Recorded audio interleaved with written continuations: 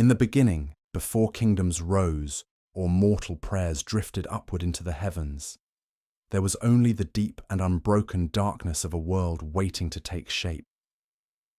In that primordial hush, before the seas learned to breathe and the mountains learned to stand, a realm far greater than Olympus or the mortal world began quietly stirring beneath all creation.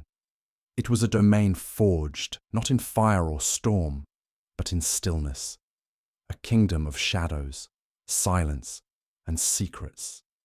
And in that realm, long before he ever wore the title that would echo through myth and mortality, the god who would become Hades first opened his eyes. To understand Hades, lord of the dead and ruler of the unseen, one must journey back to the very first age of the cosmos, an age defined by brutal cycles of devouring fathers, rising suns, and prophecies that curled through the universe like serpents made of destiny itself. Hades was not yet a king then. He was simply one of many divine infants born into a family consumed by fear, paranoia, and the desperate hunger of a titan who believed he could outpace fate. Kronos, his father, ruled the cosmos with the smothering weight of a storm cloud that refused to break. He had overthrown his own father in a violent uprising, and the prophecy that haunted him, whispered by Gaia, chanted by the fates, foretold that one of his children would overthrow him in turn. It was a prophecy not of malice, but of a cosmic balance, the universe correcting itself, generation after generation. Yet Kronos, convinced he could defy the pattern, chose a path so horrifying that even the gods still shuddered at the memory Hestia came first, swallowed before her first cry faded. Then Demeter, then Hera, devoured like sparks snuffed out before they could become flames.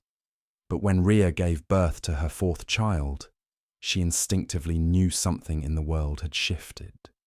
The infant she held was quiet, solemn even, with a depth in his dark eyes that made her heart twist with a mixture of awe and dread.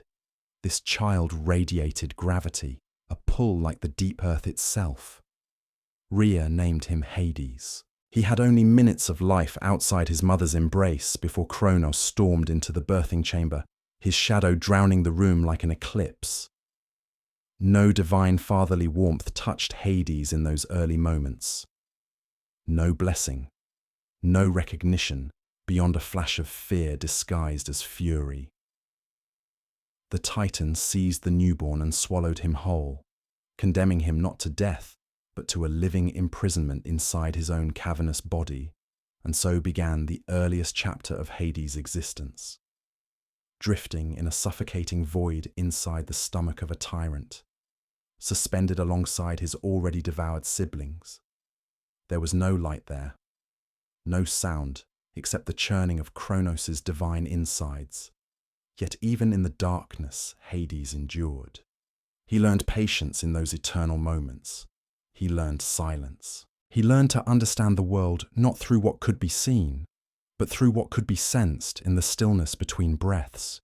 It was inside that prison of flesh and fear that Hades developed an affinity for quiet places, for unseen truths, for the hidden architecture of existence. While other gods longed for sky and glory, Hades' earliest memories were shaped by darkness, not as a punishment, but as a teacher. And though he could not know it then, that darkness would one day become his kingdom. When Zeus was born in secret on the island of Crete, the long arc of destiny finally began bending toward the moment when Hades would be freed. Zeus grew to power in hiding and returned to confront his father with cunning rather than brute strength.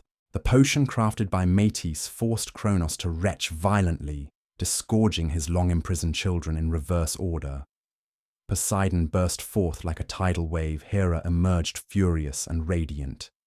Demeter and Hestia followed, gasping as if taking their first real breaths. And then, last of all, Hades rose from the depths of Kronos' throat. He stepped into the world again, no longer a helpless infant, but a fully grown god, radiating a power that was quieter than lightning, yet heavier than mountains. darkness clung to him like a ceremonial cloak, and his gaze carried the solemn knowing of someone who had already endured more confinement than most immortals ever would. His siblings coughed and shouted and stretched their limbs, but Hades simply stood in stillness, feeling the cold air of freedom settle into his bones. Zeus, newly risen and burning with purpose, extended a hand to him, the first gesture of unity among the siblings who would one day shape the cosmos together. But before they could rise to greatness, a war unlike anything the universe had witnessed had to be fought. The Titanomachy lasted 10 brutal years. Gods and titans clashed across the fabric of the world, their battles reshaping mountains, seas, and even the sky itself. Zeus wielded the thunderbolt, Poseidon commanded the earth-shattering trident. But Hades fought differently. The Cyclopes had gifted him a helm unlike any other, the helm of invisibility, a divine artifact woven from the void between worlds. When Hades wore it, he did not merely disappear visually. He slipped into the seams of reality, moving like a silent whisper behind enemy lines. While Zeus struck from above and Poseidon trembled the battlefield from below, Hades targeted the Titans' minds, their fears, their blind spots. He sabotaged. He deceived. He dismantled enemy strategies before they even materialized. He became the ghost of the war, a shadow that Titans spoke of in terrified whispers. They feared Zeus's fury, and they respected Poseidon's might. But Hades was the one they could not predict, the one they could not see, the one from whom there was no defense. When the war finally ended and the Titans were cast into Tartarus, the three brothers prepared to divide the cosmos. Zeus took the sky. His birthright as the Stormbringer, Poseidon claimed the seas, his dominion over waves and quakes unopposed. And Hades received the Underworld, not as a punishment, not as a banishment, but as the most solemn and vital responsibility of all. For the cosmos required more than creation and rule. It required order. It required a place where souls would journey after death, where justice could take form beyond mortal law, where the threads of life could be gathered, measured, and placed to rest. Hades descended into the depths, and the realm shifted around him in recognition. From the moment he stepped across the threshold, the underworld knew its ruler had arrived. There was no fire then, no torment, only a vast echoing stillness stretching into eternity, rivers carved through darkness.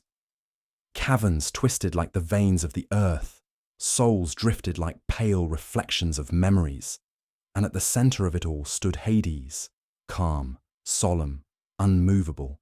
He did not rage at his role. He did not envy his brothers. Instead, he shaped the underworld into a kingdom governed by justice rather than cruelty, order rather than chaos. He became not the god of death itself, but its custodian. Not the bringer of endings, but the guardian who ensured that endings meant something. A king not feared for malice, but respected for inevitability. This was the beginning of the legacy that would one day define him, a legacy misunderstood by mortals, distorted by poets, yet rooted in a truth far deeper than simple fear. And beneath the quiet earth, Hades' story had only just begun. Hades' new kingdom was nothing like the bright spires of Olympus or the shifting blue vastness of Poseidon's realm. It was older, deeper, more ancient than any palace that would ever gleam beneath the sun. The underworld was not a place built. It was a place revealed. A realm that had always been there, waiting for the one god capable of ruling it without being consumed by its enormity. The first time Hades walked its pathways, the air around him shifted like a sigh the world had been holding since the dawn of time. The cavernous halls shimmered with a faint, eerie luminescence. Rivers wound through the darkness, each carrying the memories of mortal lives. The shadows themselves seemed to recognize him, not with fear, but with acknowledgement. as if the realm had long known that this quiet, solemn god would one day arrive to shape its fate. The 5 rivers of the underworld greeted him like ancient guardians. Acheron, the river of sorrow, flowed with the melancholy weight of every tear ever shed by mortal beings. Its currents hummed with the quiet ache of unfinished stories and unspoken goodbyes. Cocytus, the river of lamentation, echoed with the cries of those whose deaths were unjust, premature, or violent. Phlegethon burned with a flame that did not consume, a river of fire that served not as punishment, but as a reminder of the blazing passions that once drove mortal hearts. Lethe drifted in serene silence, its waters carrying the power of forgetfulness. Souls who wished to release pain or memory drank from it willingly, dissolving their mortal burdens as they prepared for eternity. And the Styx, the most sacred and fearsome of them all, wound through the underworld like a divine oath made liquid. Even Zeus, king of the gods, had sworn upon its waters, for no power in existence could break a vow sealed by the river of unbreakable truth. Hades walked beside these rivers, with the calm poise of a ruler, taking stock of his dominion. He felt their purpose, their stories, their cries, and he understood immediately that this realm was not a place of torment, despite what mortal poets would one day claim. It was a mirror, a reflection of every joy, every sin, every ache, and every triumph of mortal life. But a realm so vast could not be governed by one god alone. Hades shaped his kingdom with meticulous care. He appointed guardians not through force, but through understanding. Cerberus, the monstrous 3-headed hound, rose from the depths of the underworld like a creature shaped by darkness itself. Loyal, unyielding, and terrifying to behold, Hades placed him at the gates not to keep souls in, but to keep intruders out. For even the dead deserved safety from the ambitions of gods and mortals alike. He welcomed the Erinyes, the Furies, ancient spirits born from the blood of sky and earth.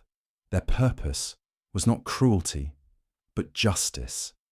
They hunted those who escaped moral debts, not with malice, but with the solemn duty of cosmic balance. In Hades' realm, their fury had purpose. Minos, Rhadamanthus, and Iacchus, once mortal kings of unparalleled fairness, were appointed as judges. Not because Hades wished to wash his hands of judgment, but because he understood the importance of impartiality. A king of the dead must not act as tyrant over them, he must be their keeper. The Elysian fields bloomed in a tranquil corner of the realm, where soft breezes stirred eternal meadows, and heroes walked in peaceful reflection. It was not paradise in the mortal sense, for it was free from excess and vanity. Instead, it offered serenity, the reward for lives lived with courage, sacrifice, or wisdom. Nearby, the Isles of the Blessed shimmered faintly, reserved for souls so virtuous that even death could not dim their greatness. And then there was Tartarus, a pit so deep it felt like the universe's forgotten heartbeat, echoing in endless rhythm. Hades rarely ventured there, for it was not truly his domain. Tartarus existed outside even his authority. A place designed not for mortal souls, but for titans, monsters, and cosmic abominations, whose very existence threatened creation. He did not revel in its horrors, nor did he take pleasure in its punishments. Hades understood better than any god that torment was not justice. It was simply necessity for beings whose existence defied balance. Once the realm was shaped, the souls began to arrive. Some drifted in peacefully, accepting the end of their mortal journey. Others clung desperately to life, still believing they could escape the inevitability of death. Some pleaded for more time, begging the god of the underworld to return them to the world above. But Hades, though capable of compassion, remained firm, for he knew a truth that mortals never wished to face. To live forever was not a blessing, it was a curse. Death gave life meaning. Endings defined beginnings. Without death, the world above would crumble under the weight of unending hunger, unbroken suffering, and eternal conflict. Mortals needed endings, needed rest, even if they did not understand why. Hades carried that burden alone. It was during these early centuries of rulership that his nature became clear. While Zeus reveled in thunder and Poseidon stirred oceans with a flick of his wrist, Hades embraced quiet responsibilities. He did not demand temples or sacrifices. He did not parade his power across the sky. His realm did not glitter with gold or echo with the laughter of feasts. Instead, it hummed with duty, a sacred, unshakable purpose. And yet, despite his essential role in the universe, mortals feared him more than any god. They built temples reluctantly. They whispered his name rather than spoke it aloud. They left offerings not out of devotion, but out of desperate hope that he would not notice them. Even Zeus, for all his might, did not command the same mixture of awe and dread that clung to Hades' name. It was not because Hades was cruel. He was not. It was because he was inevitable. Humans feared the one thing they could not escape, and so they feared the god who represented it. But fate, unpredictable as ever, would soon bring someone into Hades' quiet kingdom who would challenge that inevitability, someone whose presence would warm even the coldest corners of the underworld and forever reshape the god who ruled it. For even the Lord of the Dead was not beyond the reach of love. And the arrival of Persephone, radiant, wild, and destined, would mark the beginning of a new chapter in the story of Hades. One of longing, transformation, conflict, and the deepest cosmic truth of all. Even in the realm of death, life finds a way to bloom. Persephone's story did not begin in the underworld. It began in the world above, in sunlight, in open fields, in the laughter of nymphs and the gentle footsteps of a goddess who had never once feared the world she walked through. She was the daughter of Demeter, born from harvest, life, and the endless turning of seasons. Her beauty did not shine with the fiery radiance of Aphrodite, nor the armor-clad strength of Athena. It was something quieter, more delicate, something that looked like dawn brushing the world awake. And Hades, who had spent ages within shadow and silence, saw her only once before his heart stirred. It happened during a rare gathering of the Olympian gods in the meadows near Mount Olympus. The air shimmered with divine presence, but amid all that brilliance, Hades noticed only her. Persephone moved with the same natural grace as a breeze slipping through tall grass. Light clung to her like she was its source. Mortals would have called her beautiful. Gods understood that she was something far rarer, a being untouched by fear, sorrow, or darkness. Hades felt something shift deep inside him, something unfamiliar, something he had thought long buried beneath centuries of solemn duty. He did not speak to her that day. He did not approach. He simply watched, quietly, from the shadows cast by a nearby olive tree. The underworld had shaped him into a being of restraint, of patience. Yet even patience has its limits when destiny begins to tighten its grip. Zeus saw the way Hades looked at her. He felt the undercurrent of longing, the slow awakening of an emotion that had no place in the cold, silent realm beneath the world. And Zeus, in a rare moment of honesty, knew something else too. Persephone's destiny lay not in endless sunlight, but somewhere deeper, darker, more transformative. He did not object. He did not forbid. He simply remained silent. And in that silence, fate took root. The moment the earth split open beneath Persephone weeks later, it did not do so violently. It parted gently, like a curtain being pulled aside. A chariot forged of obsidian and pulled by midnight horses rose from the depths, and at the reins stood Hades, his expression neither cruel nor triumphant. He extended his hand toward her, not as a conqueror, but as a god offering a choice he desperately hoped she would make. Persephone stood frozen, not from terror, but from shock, from the sudden confrontation with a world she had never imagined. Hades did not force her. He did not seize her. He simply waited, eyes solemn, hand extended, heart pounding with a quiet intensity that had no name. And in that still moment, the world held its breath. What mortal poets would later paint as an abduction was, in truth, something more nuanced and far more tragic. Persephone reached toward him with trembling fingers, not out of adoration, not out of certainty, but out of curiosity, out of a yearning she could not explain. The moment her hand brushed his, the earth closed above them, sealing the path back to sunlight. The descent into the underworld was not a fall into darkness. It was a passage into a realm reshaped by the presence of its silent king. Hades' chariot moved smoothly through caverns lit by glowing minerals and drifting soul lights. Rivers whispered ancient hymns as they passed. Shadows bowed respectfully as their lord returned, accompanied by the goddess who would one day reshape the realm itself. The underworld, upon seeing Persephone, seemed to awaken. Flowers that had never bloomed began to tremble in the soil. Whispering breezes stirred through halls that had long known only stillness. Even Cerberus, three-headed guardian of the gates, feared by all, lowered his heads, sniffing curiously at the young goddess, as if recognizing her as someone important, someone meant to be there. Hades guided Persephone through his kingdom, not with the swagger of a ruler showing off his wealth, but with a quiet nervousness he did not quite manage to hide. He pointed out the Lethean pools, where memories dissolved like mist.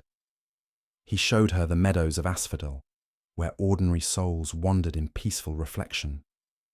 He introduced her to the Elysian fields, bathed in soft, eternal twilight, the home of heroes who had earned eternal rest. "Your realm is beautiful," Persephone whispered. It was the first time anyone had ever called it that. The underworld had always been respected, feared, misunderstood, but never admired. Hades felt himself falter under the weight of her sincerity. The days that followed were like nothing the underworld had known. Persephone wandered its halls, sometimes alone, sometimes with Hades at her side. She touched walls that glowed faintly beneath her fingertips. She dipped her hand into the river Lethe and watched memories drift away like petals in water. She knelt beside the roots of barren trees and felt life pulse faintly beneath them, waiting only for a reason to bloom. And Hades, though he tried his best to remain composed, found his heart stirring in ways he had never expected. Persephone did not shrink from him. She did not fear him. She spoke to him as one speaks to an equal, or perhaps something more than an equal. Her laughter, rare but genuine, echoed through the underworld like the first notes of a song long forgotten. Yet beyond this fragile peace, Demeter's grief began to poison the mortal world. The moment Persephone vanished, the goddess of the harvest tore the earth apart, searching for her daughter. Crops withered. Trees refused to bloom. Fields turned barren beneath Demeter's anguished footsteps. Mortals begged for mercy, but Demeter heard nothing except the hollow echo of her child's absence. Zeus, watching the world crumble, finally understood that something had to be done. But fate is never simple. It is never kind. And the story of Hades and Persephone was only just beginning.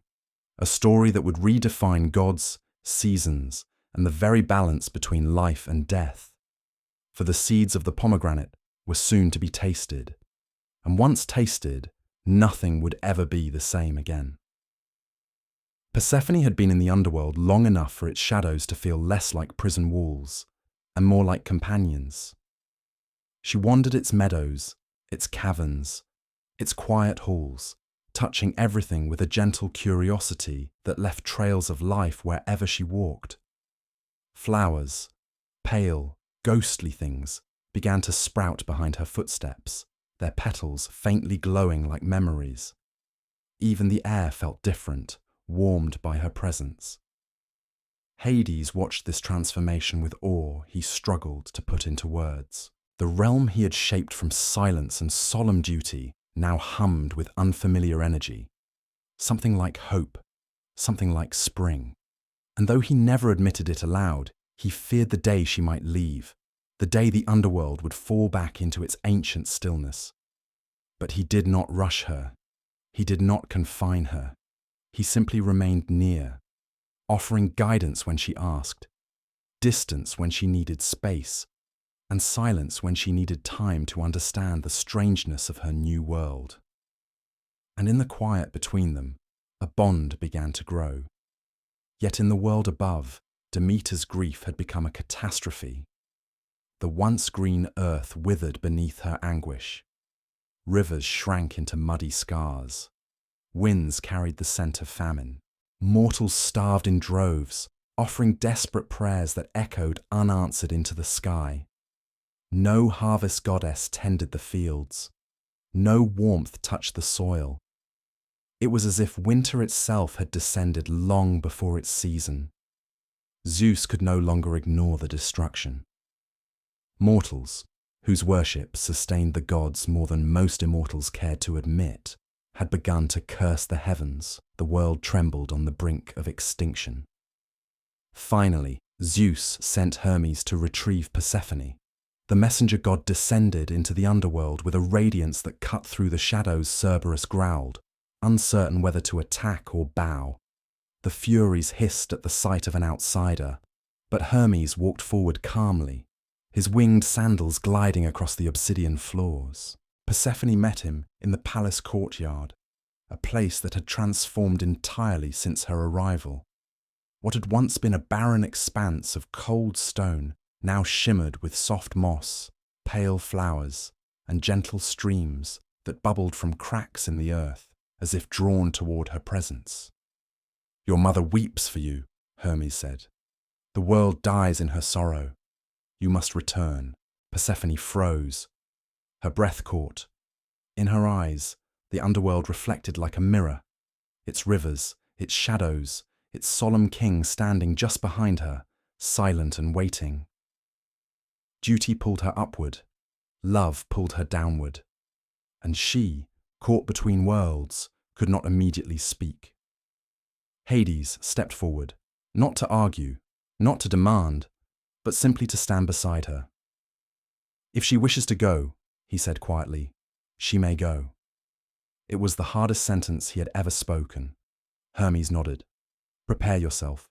We leave soon." Yet before she left, Persephone felt a strange ache in her chest, an emptiness growing like a hollow cavern.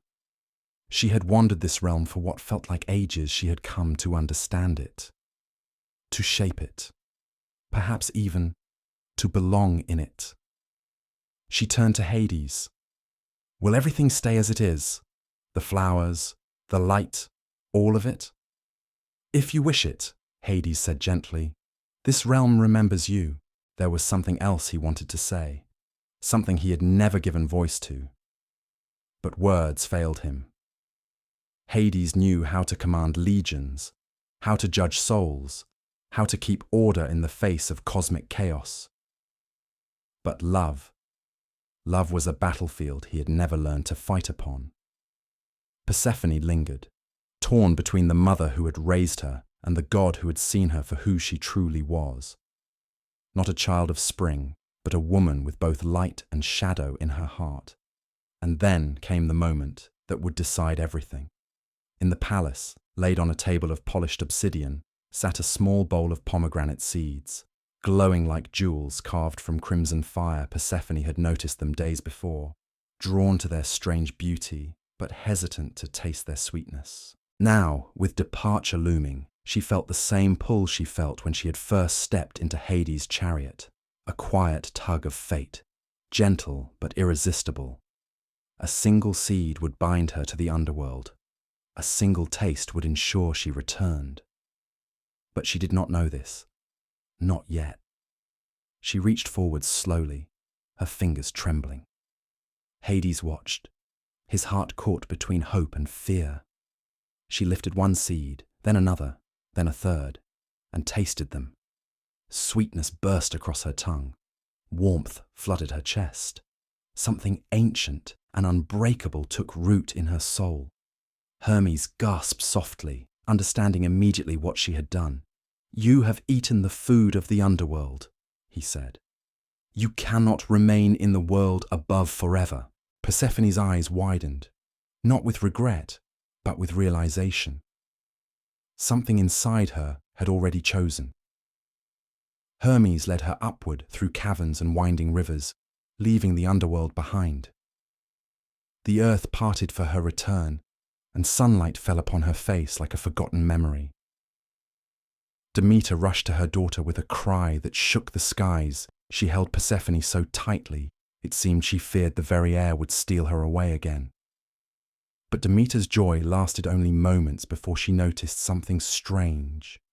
A faint shadow clinging to Persephone's footsteps, flowers blooming in her wake but darkening at their edges, as if touched by night. "Child," Demeter whispered, "what have you done?" When Zeus learned of the pomegranate seeds, he called the gods to council. Hades arrived last. He emerged from the shadows like a storm cloud drifting into a hall of sunlight. He did not look ashamed. He did not look defiant. He simply looked resolved.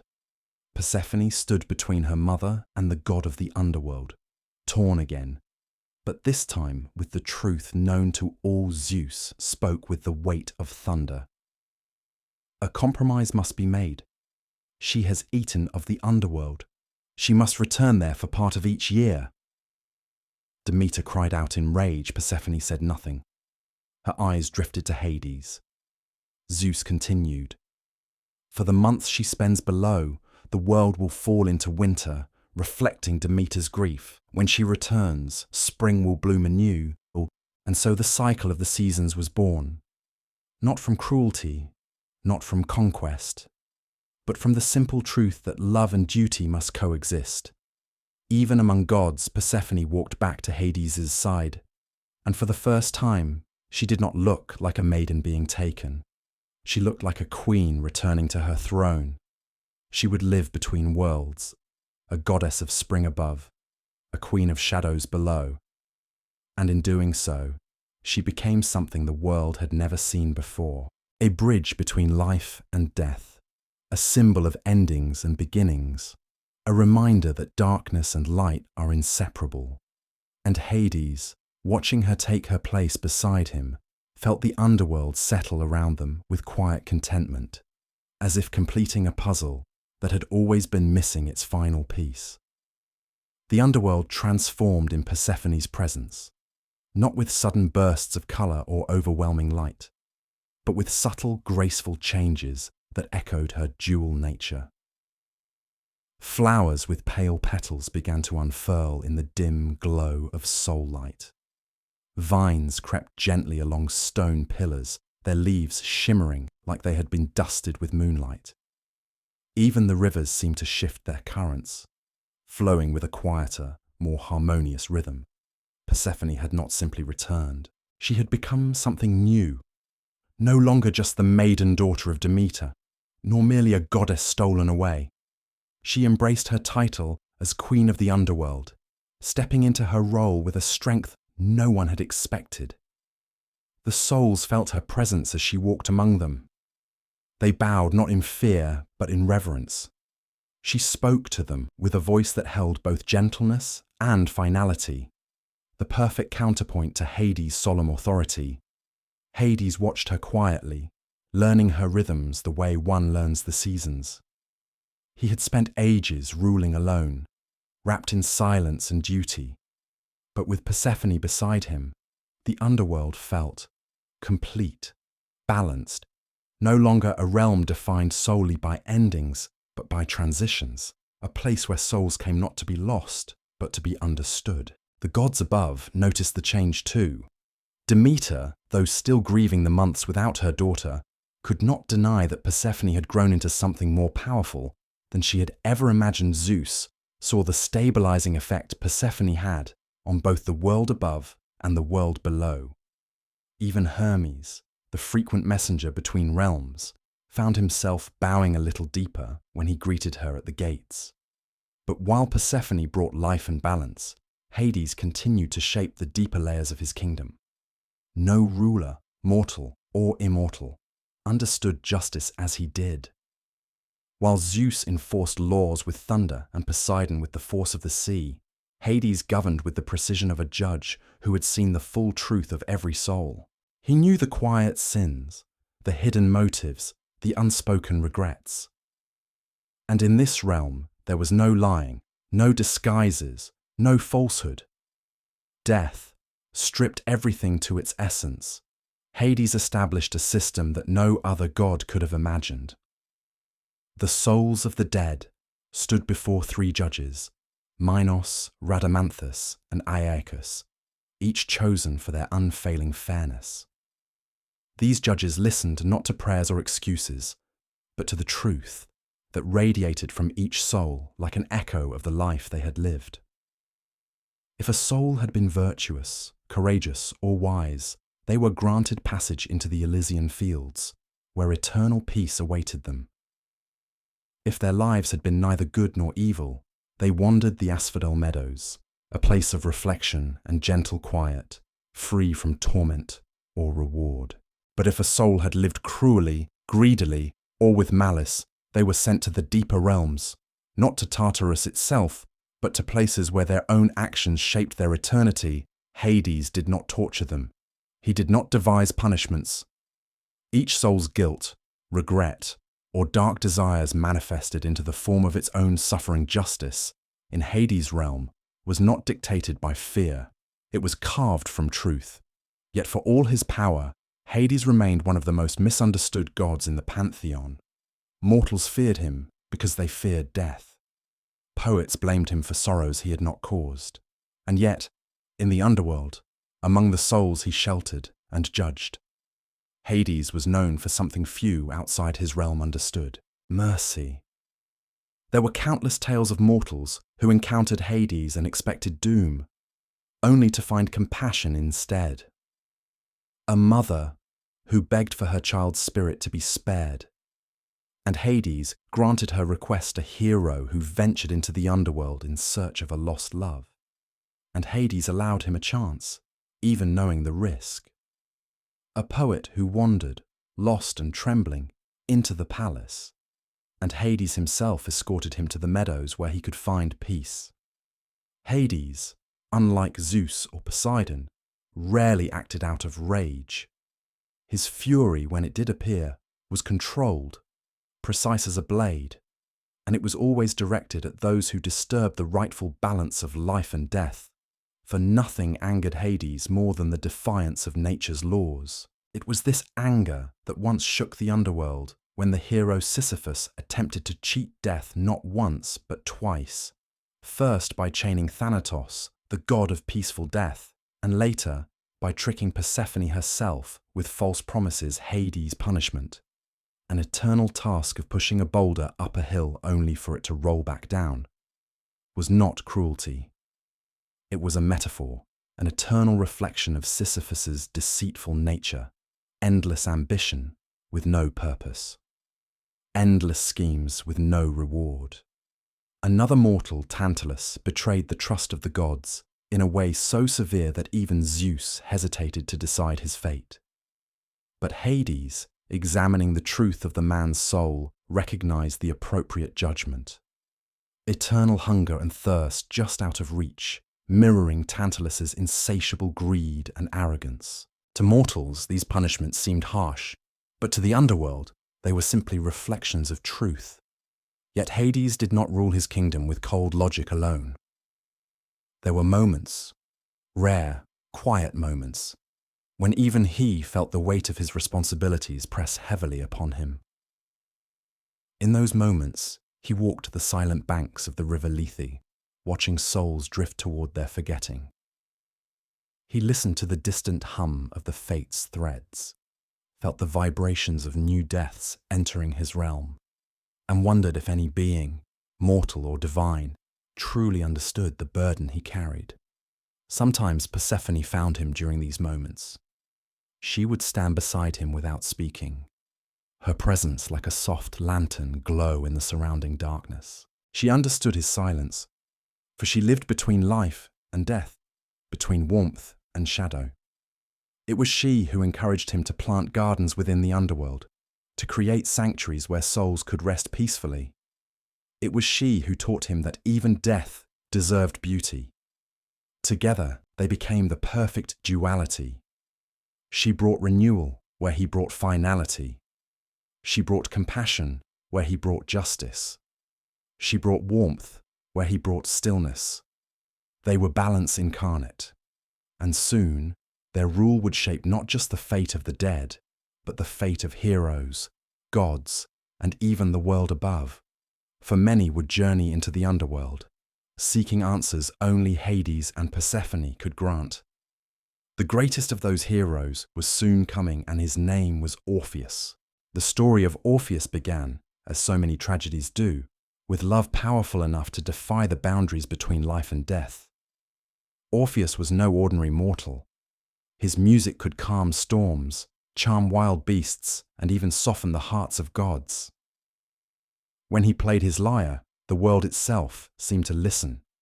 Trees leaned closer, rivers quieted their currents, and birds paused mid-song as if humbled. But even his divine gift was no shield against the cruelty of fate. His beloved Eurydice, the gentle nymph whose laughter brightened even the dimmest days, died suddenly, bitten by a serpent while fleeing the unwanted advances of a mortal. One moment she danced barefoot in a meadow. The next, her spirit slipped from the world like a candle extinguished by a cold wind. Orpheus refused to accept that loss. Most mortals screamed at the heavens. Most mortals cursed their fate. But Orpheus picked up his lyre. He did not weep, not at first. Instead, he played. He played until mountains trembled. He played until rivers overflowed their banks. He played until the gods themselves grew silent, and then he did what no mortal had dared so boldly. He descended into the underworld, through caves where sunlight had never touched stone, past rivers that murmured with voices of forgotten souls, through gates guarded by spirits who would have torn any other mortal apart. Orpheus walked, guided by the thread of love woven into every note he played. Cerberus, guardian of the dead, lowered all three of his great heads as the music washed over him. The monstrous hound, feared even by gods, whimpered like a pup as Orpheus passed. The judges paused mid-sentence. The Furies wiped tears from their burning eyes. The dead themselves drifted from the shadows to listen, remembering warmth they had not felt since life. The underworld, for the first time in its long existence, breathed with something like hope. When Orpheus arrived before Hades and Persephone, he did not kneel. He did not beg. He simply lifted his lyre and began to play a song of such trembling sorrow that even the stones of the palace bowed their heads. It was a song about longing, not the fiery desperation of passion, but the quiet ache of companionship suddenly stolen away. It was a song of shared laughter, whispered promises, sleepless nights spent in warm embrace. It was a song not of anger at fate, but of gratitude for the love he had been given, however brief. Persephone's eyes filled with tears. She knew that ache, the ache of being separated from her own mother each year. She felt Eurydice's loneliness echoing through the music, felt Orpheus's grief like an ache in her ribs. But Hades listened in stillness deeper than any mortal could understand. He did not weep. He did not look away, but something ancient and buried stirred within him. For in Orpheus, Hades recognized a truth he had always respected. Love was one of the few forces as powerful as death. And so he made a decision that shocked even Persephone. He granted Orpheus a chance. Not a gift, not a reward, a chance. Eurydice would follow him back to the world of the living, but Orpheus, guided by faith alone, must not look back until both had reached the light. If he turned even once, Eurydice would vanish forever into the realm of the dead. It was not a test of obedience, it was a test of trust. Orpheus agreed without hesitation. He began the long ascent, his steps trembling with hope. Behind him, Eurydice followed, silent because she no longer had breath, but present because Hades had honored his word. They climbed through the twisting tunnels of the underworld, past Lethe, past the cavern of lost souls, toward the thinning darkness where sunlight shimmered like a promise. But with each step, doubt gnawed at Orpheus's mind. Was she really there? Was he being tricked? What if the gods had deceived him? What if his grief had made him a fool? He could feel her presence but could not hear her footsteps. He could sense her warmth but could not look back. The boundary between the worlds shimmered just ahead, light spilling into the cavern like liquid gold. With one more step, he crossed it, and in that final heartbeat, that razor-thin moment between shadow and sun, fear overtook him. He turned. Eurydice had been only inches behind him. Her hand reached toward his. Her eyes glowed with love and relief. But the moment their gazes met, the rule was broken. The underworld claimed her once more. Her form dissolved like morning frost touched by sunlight, her whisper carrying one final goodbye. As she was pulled back into the depths, Orpheus cried out. But there was nothing he could do. A mortal cannot outrun fate. A mortal cannot challenge death twice. Hades did not punish him. He did not interfere again. He simply honored the laws of his realm, laws that even he could not break without unraveling everything he protected. And Orpheus, shattered beyond repair, returned to the world of the living alone. His music, once capable of moving mountains, fell silent forever. But even this tragedy revealed something profound about Hades. He was just, he was fair, and when moved by truth, he could show compassion no other god possessed. In the centuries that followed, Hades' realm continued to evolve. Myths grew around him, some true, many wildly distorted. Mortals whispered that he was cold, cruel, merciless.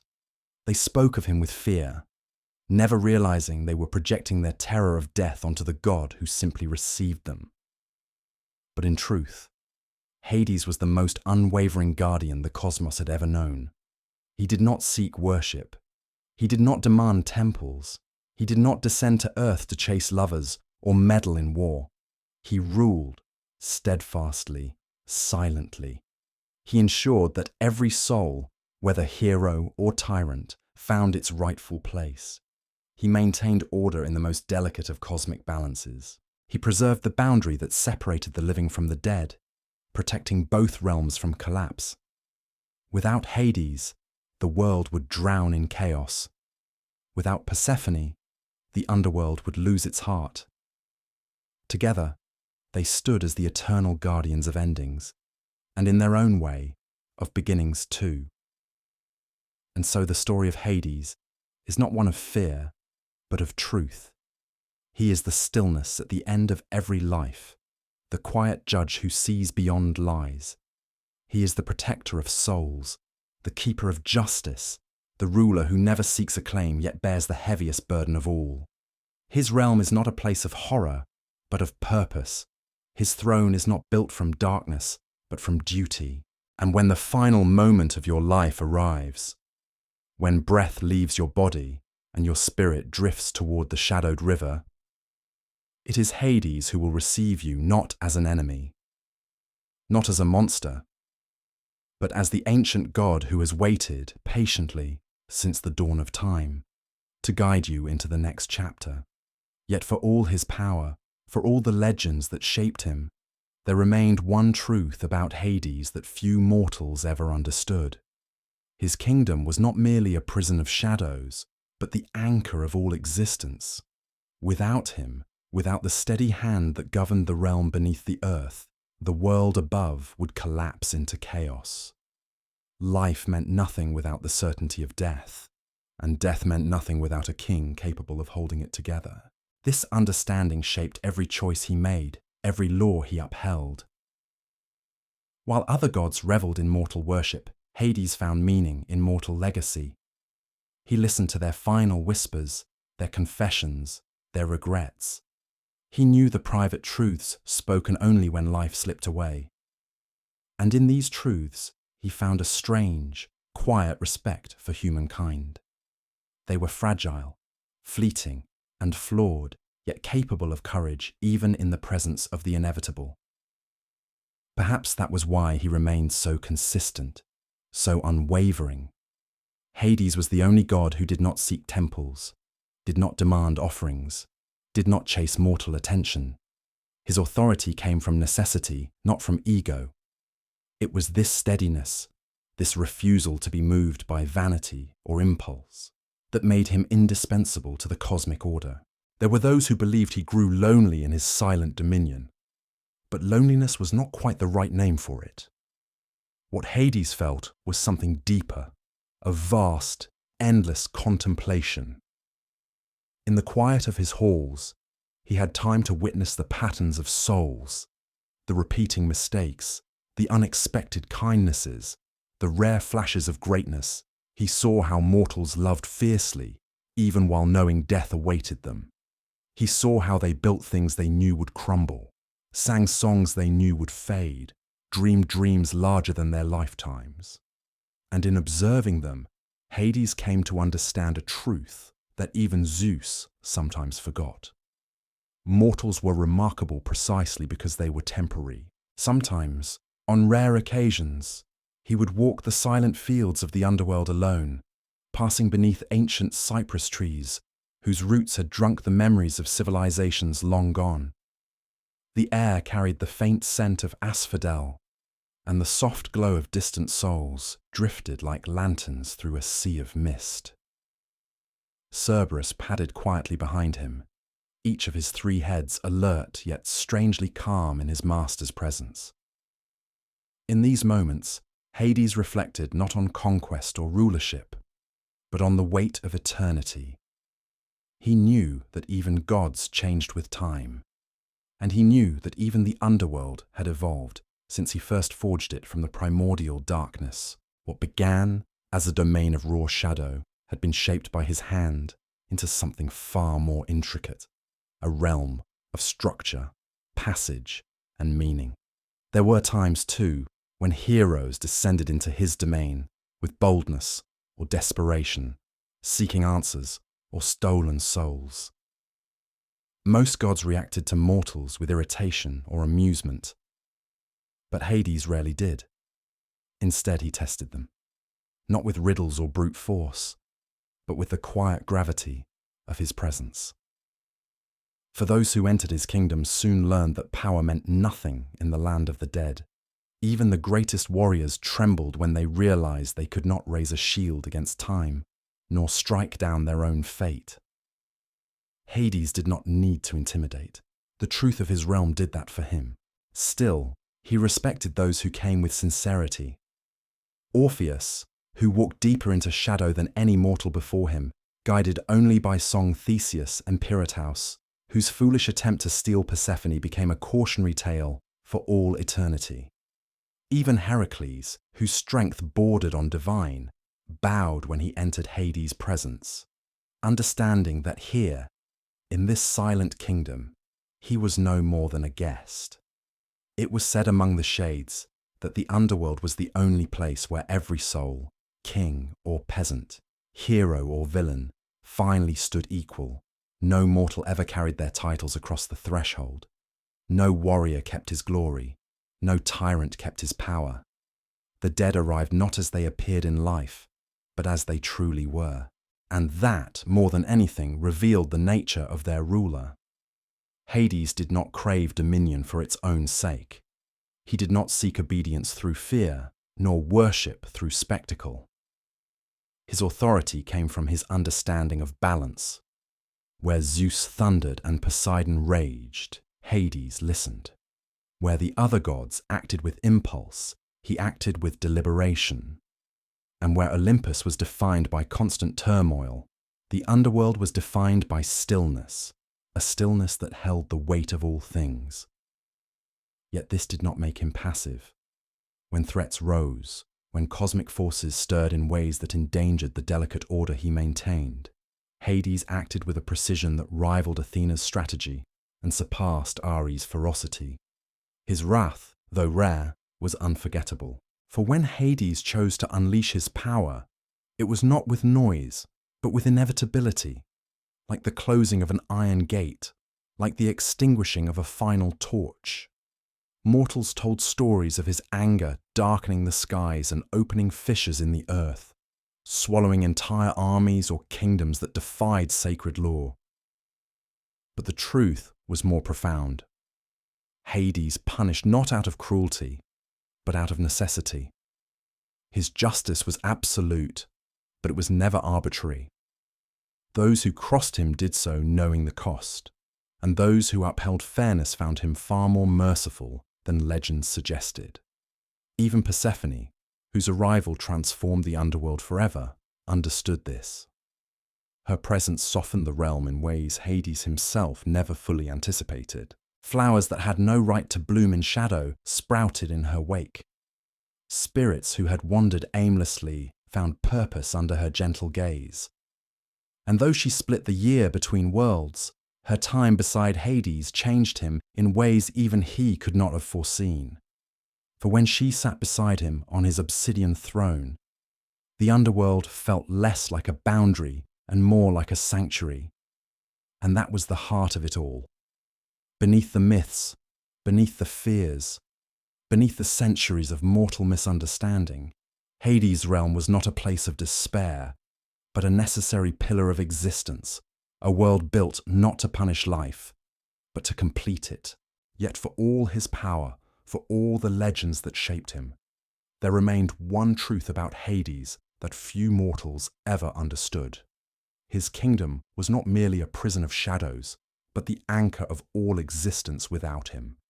Without the steady hand that governed the realm beneath the earth, the world above would collapse into chaos. Life meant nothing without the certainty of death, and death meant nothing without a king capable of holding it together. This understanding shaped every choice he made, every law he upheld. While other gods reveled in mortal worship, Hades found meaning in mortal legacy. He listened to their final whispers, their confessions, their regrets. He knew the private truths spoken only when life slipped away, and in these truths he found a strange, quiet respect for humankind. They were fragile, fleeting, and flawed, yet capable of courage even in the presence of the inevitable. Perhaps that was why he remained so consistent, so unwavering. Hades was the only god who did not seek temples, did not demand offerings, did not chase mortal attention. His authority came from necessity, not from ego. It was this steadiness, this refusal to be moved by vanity or impulse, that made him indispensable to the cosmic order. There were those who believed he grew lonely in his silent dominion. But loneliness was not quite the right name for it. What Hades felt was something deeper, a vast, endless contemplation. In the quiet of his halls, he had time to witness the patterns of souls, the repeating mistakes, the unexpected kindnesses, the rare flashes of greatness. He saw how mortals loved fiercely, even while knowing death awaited them. He saw how they built things they knew would crumble, sang songs they knew would fade, dreamed dreams larger than their lifetimes. And in observing them, Hades came to understand a truth that even Zeus sometimes forgot. Mortals were remarkable precisely because they were temporary. Sometimes, on rare occasions, he would walk the silent fields of the underworld alone, passing beneath ancient cypress trees whose roots had drunk the memories of civilizations long gone. The air carried the faint scent of asphodel, and the soft glow of distant souls drifted like lanterns through a sea of mist. Cerberus padded quietly behind him, each of his 3 heads alert yet strangely calm in his master's presence. In these moments, Hades reflected not on conquest or rulership, but on the weight of eternity. He knew that even gods changed with time, and he knew that even the underworld had evolved since he first forged it from the primordial darkness. What began as a domain of raw shadow had been shaped by his hand into something far more intricate, a realm of structure, passage, and meaning. There were times, too, when heroes descended into his domain with boldness or desperation, seeking answers or stolen souls. Most gods reacted to mortals with irritation or amusement, but Hades rarely did. Instead, he tested them, not with riddles or brute force, but with the quiet gravity of his presence. For those who entered his kingdom soon learned that power meant nothing in the land of the dead.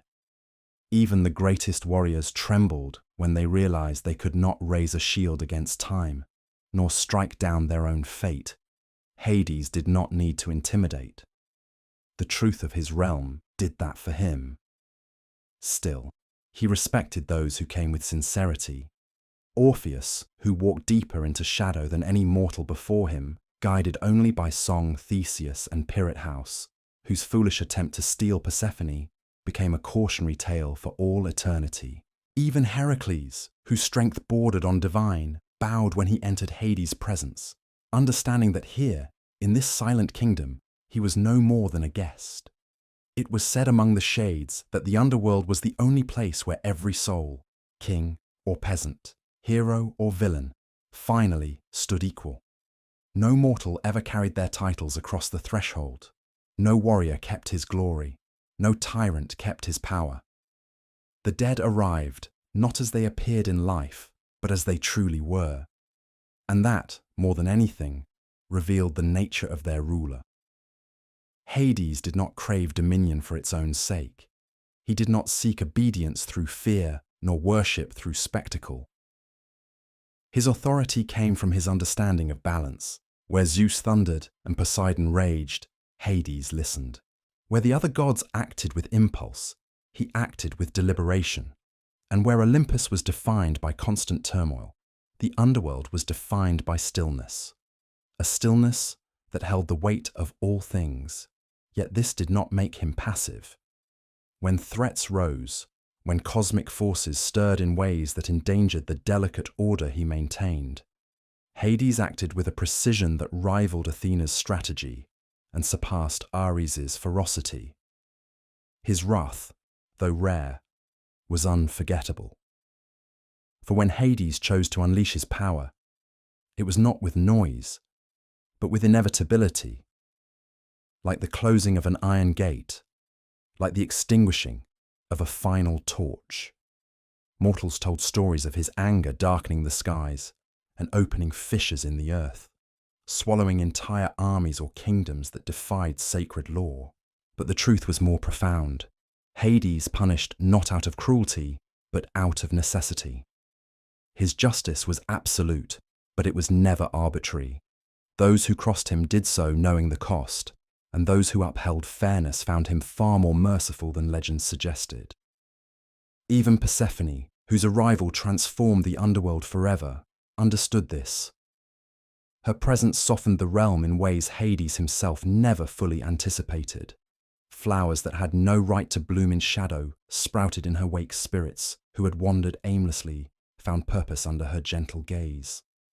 And though she split the year between worlds, her time beside Hades changed him in ways even he could not have foreseen.